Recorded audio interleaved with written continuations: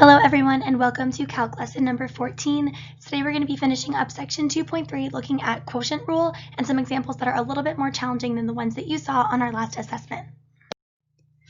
So we're going to be using the quotient rule for our whole lesson today. If you have that formula sheet that you've printed out, you can go ahead and have that nearby. It's going to be helpful. Otherwise, I have listed the quotient rule at the top here in red. Remember d dx, meaning the derivative with respect to x of our function f of x over g of x is equal to g of x times f prime of x, or the derivative of f minus f of x times g prime of x, all over g of x squared, where g of x is our denominator. So for our first example, we're going to find the derivative of the function h of t equals 3t squared minus 1 over 2t plus 5. Here our variable is t instead of x, but we can go ahead and use our quotient rule the exact same way. So we're going to start by identifying our numerator and our denominator functions. So I'm going to list them here as f of t and g of t since our variable is different. So our numerator function is just 3t squared minus 1. And our denominator function is 2t plus 5. From here, I want to identify each individual derivative, so f prime of t. Using my power rule, bringing my 2 down, I get 3 times 2 is 6.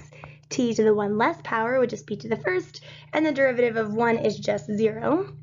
And then g prime of t, derivative of 2t is just 2, again plus 0. Now that I've identified these four pieces, I can go ahead and fill in for my derivative of h, which I'm going to write as h prime of t equals, using my rule, I know it's the g function times the derivative of the f function, so 2t plus 5, times f prime, which is just 6t. Remember, our quotient rule is subtraction, minus f times g prime, so our f function, which was 3t squared minus 1, times g, which is just 2. And that's all over our denominator, which is what our original denominator was, 2t plus 5 squared. Now that we filled all of that in, all that's left to do is to simplify by distributing. So we have h prime of t is equal to, distributing our 6t through, we get 12t squared plus 30t. Now I'm going to distribute this negative and the 2 through at the same time. So we get minus 6t squared plus 2, again all over 2t plus 5 squared. Combining like terms in our denominator, we get h prime of t equals, we have 12t squared minus 6t squared just gives us 6t squared, and then plus 30t, and we have plus 2 on the end there, all over 2t plus 5 squared. And then the very last thing we can do there is factor out a common factor from our numerator. The greatest common factor we're going to see there is a 2, so we can write this as h prime of t equals 2 times 3t squared plus 15t plus 1 all over 2t plus 5 squared. And that is as far as we can take it, so that is our derivative h prime of t. Okay, for our next example, again, we want to use our quotient rule to find the derivative. Here we have our function g of x equals sine of x over x squared. So again, we're going to use the quotient rule, which I have listed in the top corner. We want to start by identifying our numerator function and our denominator function. So I'm going to list our function f of x as sine of x and our function g of x as x squared. That makes our derivative f prime of x, using that reference sheet or memory from practicing so much. The derivative of sine of x is just cosine of x. And g prime of x, using our power rule, bringing our 2 in front and subtracting 1 would just be 2x. From here we can go ahead and use our quotient rule to find our derivative. G prime of x is equal to g times the derivative of f. So we have x squared times the derivative of f, which would be cosine of x, minus f times the derivative of g, so sine of x, times the derivative of g, which would be 2x. And again, this is all over our denominator, x squared squared. The first thing I'm going to do is just rewrite this so it's a little easier for me to see. I'm going to write this as x squared cosine of x minus 2x sine of x, all over x squared squared would be to the 4th power. Now I notice that I have an x in both terms in my numerator, so I'm going to go ahead and factor that out and write this as x times x cosine of x minus 2 sine of x over, and I'm going to write my x to the fourth as x times x cubed. In doing that, I can easily see that I can cancel an x in my numerator and my denominator. So I can write my final derivative, g prime of x, as x cosine of x minus 2 sine of x over x cubed.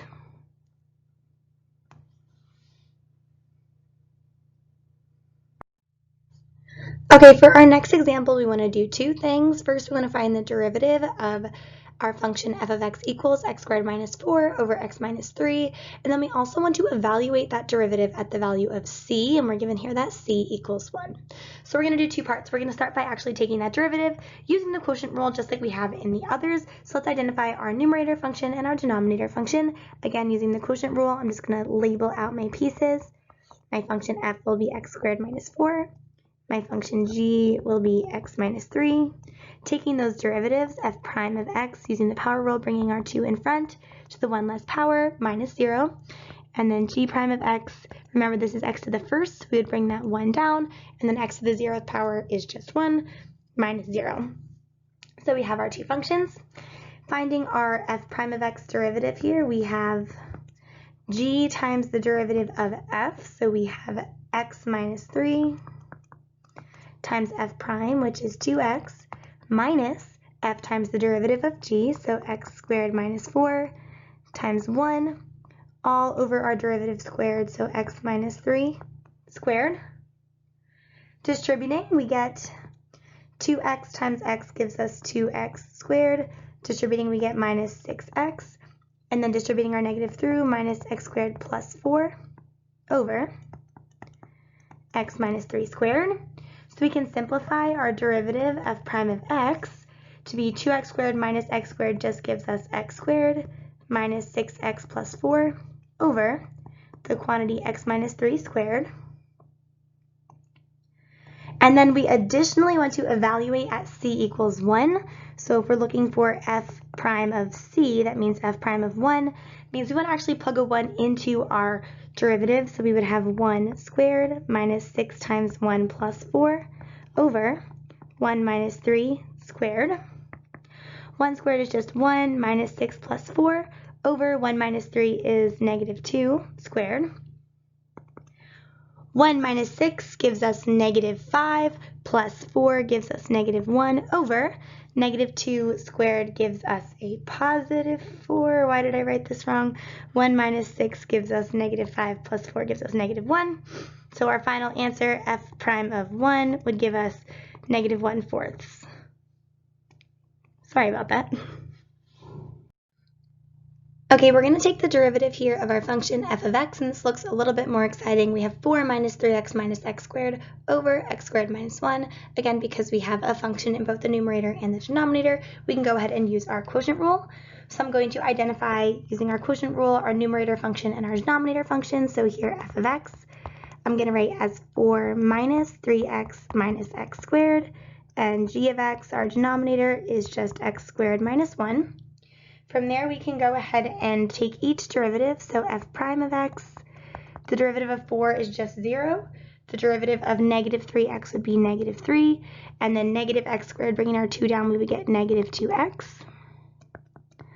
And the derivative of g would just be 2x to the first power and then minus 0. Once we've identified all of those, we can fill in using our quotient rule. So we have our derivative, f prime of x equals g times the derivative of f. So we have x squared minus 1 times the derivative of f, which is negative 3 minus 2x. And then we want to subtract f times the derivative of g. So we have our function f, which is 4 minus 3x minus x squared, times the derivative of g, which is just 2x. So we can see how this is a little bit more exciting because we're going to have a lot more multiplication to do. And this is all over that x squared minus 1 squared. So to simplify our numerator here, because we have a binomial times a binomial, we're going to actually have to FOIL this out or distribute each term through. So our derivative, f prime of x, Foiling through our numerator, we would get x squared, I'm going to do this in blue, x squared times negative 3 would give us negative 3x squared. Multiplying x squared times negative 2x, we would get negative 2x cubed.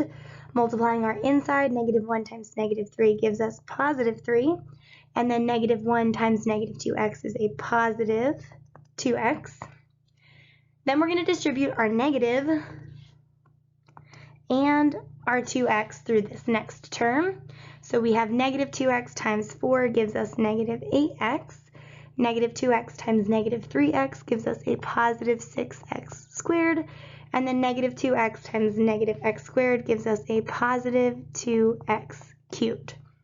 So kind of a lot happening there, and this is still all over that same denominator, x squared minus 1 squared. So when we have problems like this, we want to make sure we go slowly and account for any negatives that we are distributing as well as any other things that are being distributed through. Once we get here, we want to simplify that crazy numerator. So we have f prime of x equals, and let's see if we can cancel anything out or combine anything. Writing this in standard form, we want to start with our highest degree term. So let's look at our x cubed term. Here we have a negative 2x cubed and a positive 2x cubed, so those are actually going to go away. Looking at our x squared term, we have negative 3x squared and x squared, yep, and positive 6x squared, which would give us a positive 3x squared. Looking at our x term, we have a positive 2x and a negative 8x, gives us a negative 6x, and then we're left with a plus 3 over x squared minus 1 squared.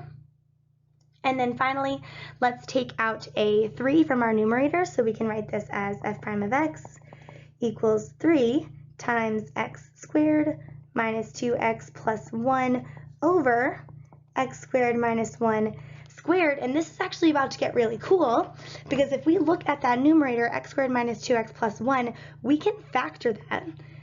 So I'm going to come up here, and we can factor this into 3 times factors of positive 1 that add up to negative 2 would be negative 1 and negative 1. So we can write this as x minus 1 times x minus 1. And then amazing enough, we can think of this x squared minus 1 squared really as being x squared minus 1 times x squared minus 1. So what we have in each of those is 2 different difference of squares. So if we have x squared minus 1, remember we can factor that to be x plus 1, x minus 1.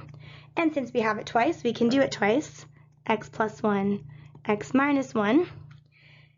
And now, are you getting excited because we have x minus 1 in our numerator and denominator and another one? So we can simplify this whole derivative and write our f prime of x as our numerator is just left as 3, and our denominator is x plus 1 times x plus 1, which we can write as x plus 1 squared. Man, that was exciting. Okay, for our next example, we want to take the derivative of the function y equals x to the 4th times the quantity 1 minus 2 over x plus 1. So looking at this problem, we see that multiplication, and our brains are probably thinking product rule. But because we have that quotient in there, we're going to have to do the product rule and the quotient rule. It just seems like it's going to be a ton happening. So we want to try to make this a little bit simpler for ourselves if we can. So before we actually take our derivative, we want to rewrite this by distributing our x to the 4th through to both terms. So we can rewrite this as y equals x to the 4th minus 2 x to the 4th over x plus 1. Because now when we go to take the derivative of each piece, we can take the derivative of x to the 4th just using the power rule. And then we only have to use the quotient rule for our second term there. So we'll make it a little bit easier on ourselves. So let's start by finding our derivative, y prime. Using the power rule, x to the 4th becomes 4x cubed. Then we're going to subtract, and we can use the quotient rule to take the derivative of this whole quantity. So then I'm going to come to the side, and I'm going to list out my numerator and denominator functions in order to do the quotient rule. So listing out my numerator function f of x as 2x to the 4th, my denominator function g of x as x plus 1. That gives me f prime of x, bringing down my 4 is just 8x cubed, and g prime of x is just 1. Now we can fill in our quotient rule, g times f prime gives us x plus 1 times f prime, which was 8x cubed, minus f times g prime, which gives us 2x to the 4th times 1, all over our denominator, x plus 1 squared. So now we can write our derivative y prime as this 4x cubed, we're just going to leave for a minute, minus, and let's just simplify this quantity. So if we simplify this x plus 1 times 8x cubed, we can multiply the 8x cubed through, and we get 8x to the 4th plus 8x cubed, and then minus 2x to the 4th, and that's all over this x plus 1 squared. Now before we can distribute that negative, we first need to make sure that we have common denominators. So I'm going to write this as y prime equals 4x cubed. And in order to combine these fractions, we need a common denominator, which in this case is going to be x plus 1 squared. So we can write this as, if we multiply by x plus 1 squared over x plus 1 squared, we will be able to then combine our fractions. So I'm going to write this minus, and then we're going to just simplify that numerator. So we have 8x to the 4th plus 8x cubed minus 2x to the 4th gives us 6x to the 4th plus 8x cubed, and that's still over that x plus 1 squared.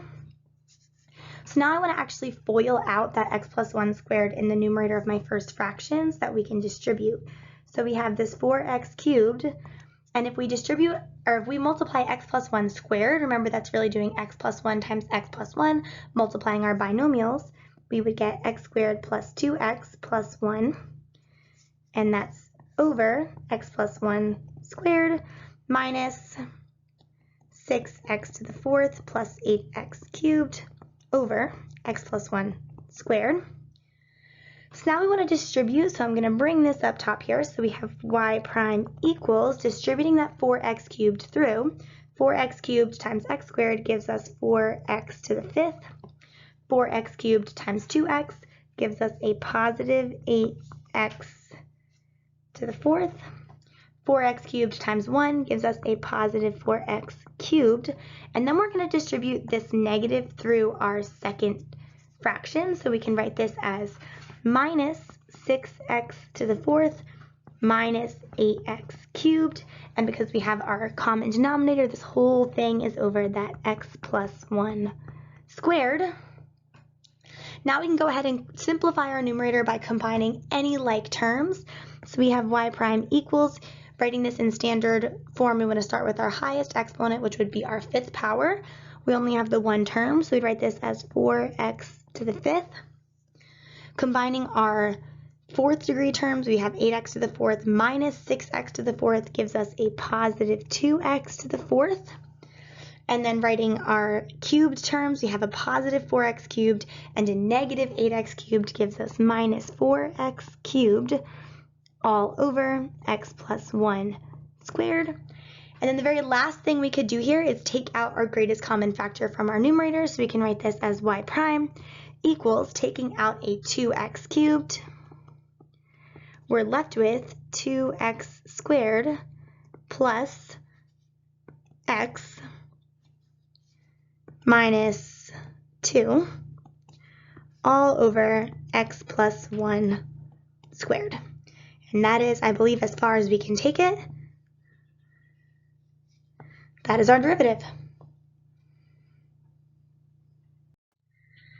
Okay, for our last example, example 6, we're going to find the derivative of this function, y equals 4x plus 3 over the square root of x. And we're actually going to do this two ways. So first we'll look at it using the quotient rule, since we do have that function in the numerator and the denominator.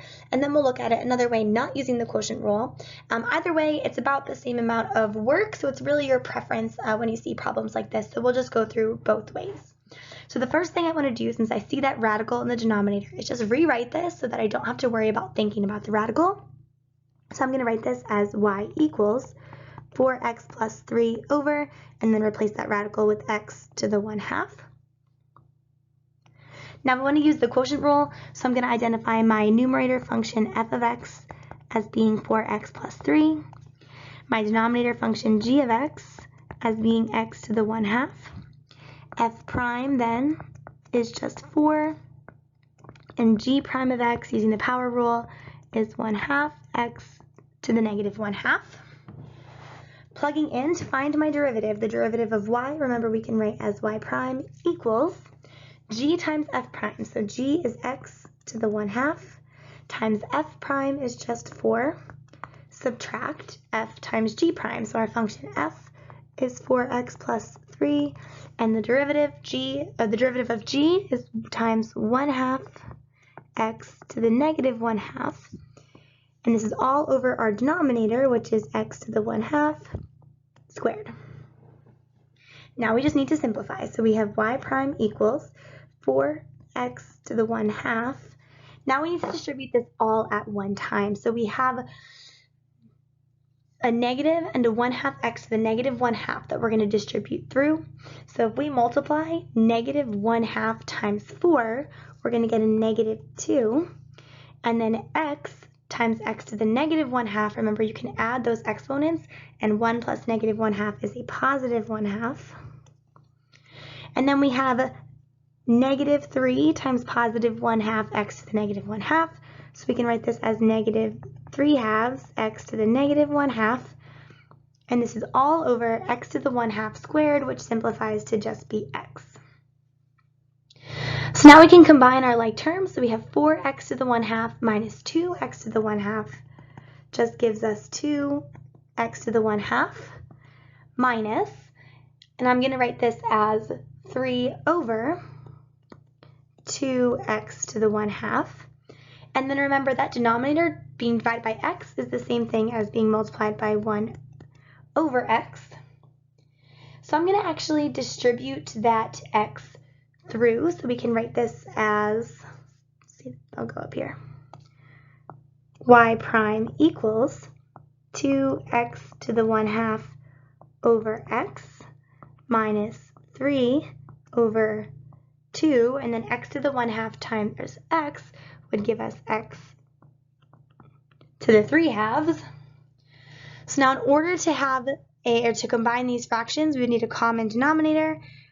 Because we have x to the 3/2, or 2x to the 3/2 is our least common multiple, we would have to multiply our first fraction by 2x to the 1/2. So when we do that, we can write our derivative y prime is equal to 2x to the 1/2 times 2x to the 1/2 is just 4x over, now we have 2x to the 3/2 minus 3 over 2x to the 3/2. Because we have the same denominator now, we can combine this just into 1. So we have our derivative y prime is equal to 4x minus 3 over 2x to the 3/2. So that was using the quotient rule. We'll take a look in a second at how we could do this one not using the quotient rule. Okay, looking at that same example, if you thought that the quotient rule was absolutely crazy, then we could also do it this way. Like I said, it's kind of similar amount of work and using similar exponents, but it's just a different way of looking at it. So just like before, I'm going to take this function, y equals 4x plus 3 over the square root of x, and I'm going to rewrite it to be y equals 4x plus 3 over x to the 1/2. Because I only have one term in my denominator, though, I'm actually able to split this up into two separate fractions. So I can write this as 4x over x to the 1/2 plus 3 over x to the 1/2. And then from there, I can simplify my exponents. So here I have 4x to the first over x to the 1/2, which I can just write as 4x to the 1/2. And then I can rewrite this as 3x to the negative 1/2. So if I use this, now I can take my derivative using only the power rule. So now I can write my derivative y prime. Using the power rule, I have 4 times, bringing that 1/2 in front, x to the negative 1/2, plus 3, bringing down my negative 1/2. I have x to the 1 less power, so negative 1/2 minus 2/2 gives me negative 3/2. So now I'm going to write this removing those negative exponents. So I'm going to write this as y prime equals 4 over 2 is just 2 over x to the 1/2 minus 3 over 2 x to the 3/2. And now I'm at a place where I want to go ahead and find a common denominator again. Notice the same thing happened as before. My common denominator is going to be 2x to the 3 halves. In this case, I only have x to the 1 half, so I'm going to multiply by a 2x over 2x to my first term. When I do that, I'm left with 2x times 2 is 4x over 2x to the 3 halves minus 3 over 2x to the 3 halves. So I can write my final derivative, y prime, as 4x minus 3 over 2x to the 3 halves. So remember, we were able to do that for this example because we only had that one term in the denominator. You might have seen before people would draw a heart to help us remember. But this is a little bit of a simpler way to solve that same problem to find that derivative. Okay, great job with these quotient rule problems. The homework that's going to match this lesson, homework number 14, is section 2.3, numbers 9, 10, 12, 15, 27, and 29. If you have any additional questions, you can reach out to your teacher.